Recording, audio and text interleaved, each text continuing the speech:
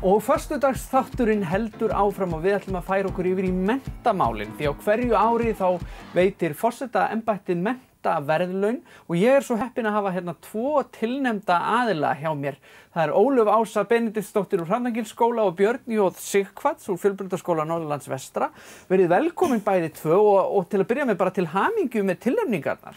Takk fyrir það. Takk hella fyrir það. Hvernig líður manni að fá svona upphefð, verð ég bara að segja? Þetta dálítið skrítið að fá svona samtal.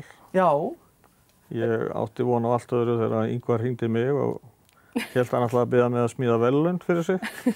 Við hefum gert dálítið því í skólanum. Já. Fjölbrautaskólanum.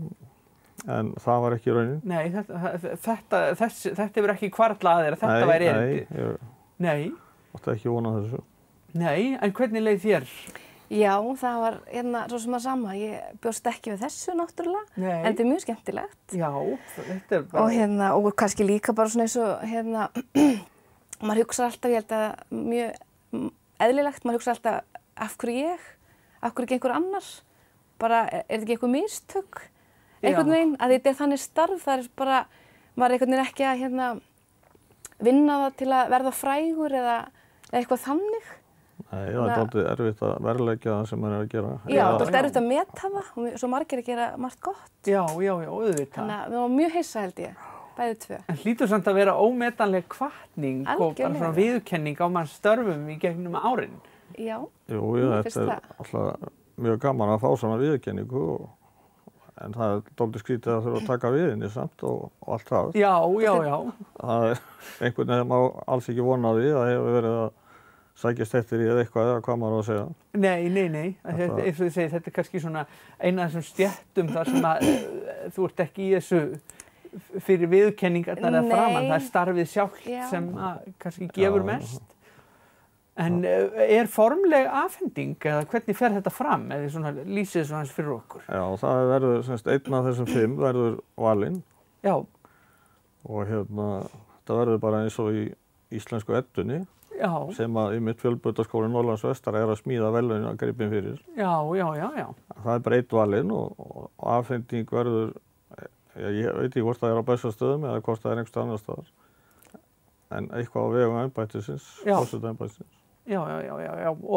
Og verður, komin dagsetning á hvenær þetta verður afhent? Já, það ekki 13. nóvember, ég held það. Jú, ég held að það náttúrulega erfitt eins og ástandi í dag að dagsetningar fljúga fram á aftur. Já. En það var það sem við fengum að vita.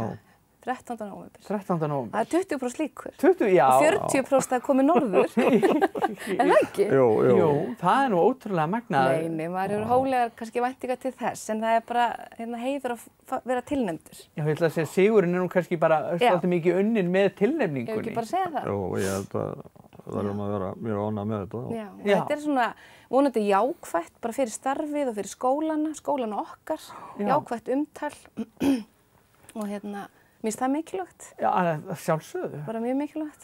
Já, allavega voru stjórnendur ánægðir fyrir mína hönd þegar þetta var tilkynnt. Já, maður náttúrulega bara hluti af teimi og hluti af skólasamfélagi. Já. Og það engin einn kennari sem bara að gera einhverja frábæra hluti og allir hinir ekki. Nei, allir hinir í ruglinum bara. Nei, það ekki þannig. Og að vera í styðjandi skóla eða skólaumhverfi, þar sem að stjórnendur, samkennarar og allt annað starfsfólk, foreldrar, allir eru einhvern veginn svona hvetja hvert annað, þá náttúrulega, ég held að við séum bæði á þannig stöðum að þá upplifa maður bara allir samgleðast. Já.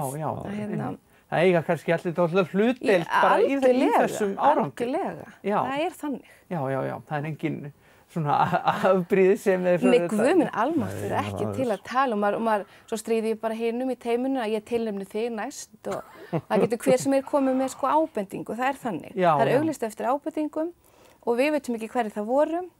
Það getur verið foreldrar eða fyrrverandi nemendur eða samstarfsfólk eða einhver allt annar og sjálfsagt bara hver sem en svo vitum við ekkert alveg nákvæmlega það er bara nefnd sem velur einhverja 5. Já. Þannig Þið haldið að þetta gerir það ekki að verkum að ykkar skoðun hafi meiri vikt á kennarafundum?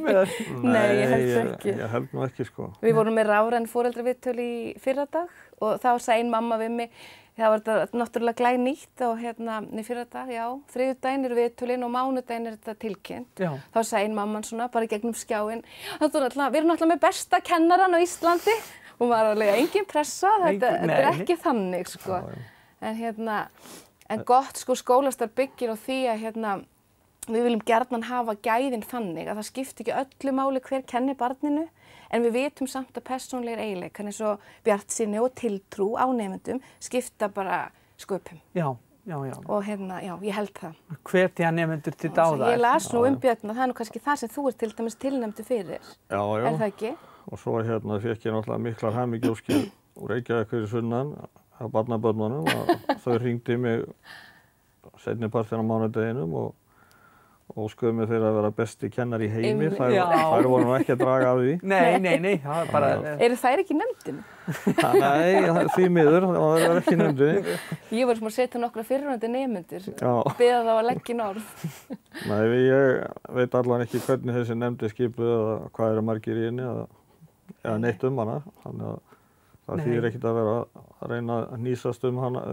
Nei. Og þetta er eitt af þeir sem er erfitt að meta og ég sagði Björn á hann, hvernig heldurðu að þetta verði valið? Hann svona, ætli verði ekki bara dregið spil?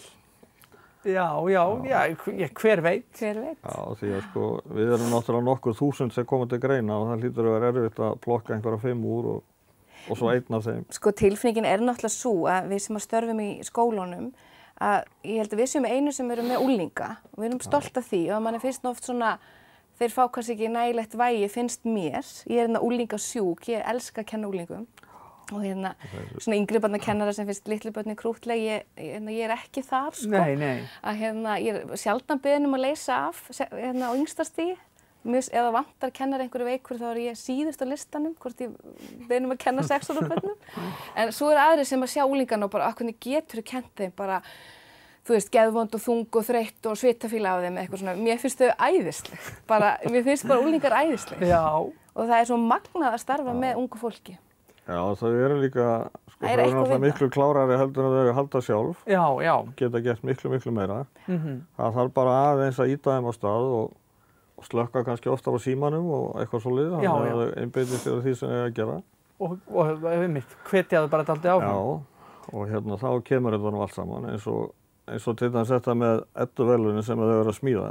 Krakkar sem koma beint úr grunnskólanum, fyrsta ári hjá okkur, er að smíða þarna glæsilegan grip eftir Árna Pál og það eru smíðað upp á sko 1000-ustu part á millimetr sem er svo lítið að það er ekki hægt að gera sig grein fyrir því. Nei, einmitt. Og þetta er ekkert mál fyrir þau. Nei, það er ekkert mál að færa rétta hvatningu og stuðning. Og merkingabært, hugsið ykkur, þetta er ekkert smá dæmi svona merkingabært verkefni sem skiptir máli og þau sjá annars staðar og svona. Heldur betur. Mér finnst þetta bara ótrúlega magnað og ég hlakka til að fylgjast með afhendingur og hvernig þetta fer allt saman. Bara innilega til hamingju með þessa frábæru viðurkenningu og þessa tilnefningar. Takk hella. Og gangi ykkur vel áfram í öllu ykkar starfi. Takk fyrir að koma. Takk fyrir það.